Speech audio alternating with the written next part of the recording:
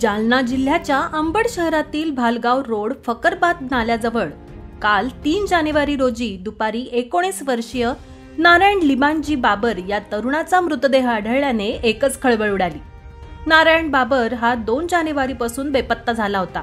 नारायण शिंदे नगर भागातील त्याच्या घरी असताना दुपारी 3 वाजेच्या सुमारास नारायणच्या मोबाईलवर एक कॉल आला होता। नारायणने तो कॉल उचलला आणि तो बोलत बाहेर निघाला। तो परत घरी परतलाच नाही।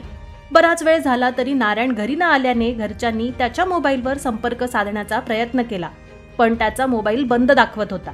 दरम्यान 2 जानेवारीला संध्याकाळी 5 वाजेच्या जवळपास नारायणचा मोबाईल बंद होऊन संपर्क होत नसल्याने घरचे काळजीत पडले।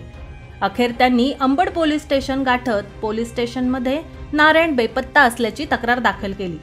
नातेवाईक आणि घरच्यांनी त्याचा शोध घेणं सुरूच ठेवलं। मित्रांना विचारपूस केली, परंतु यश मिळालं नाही।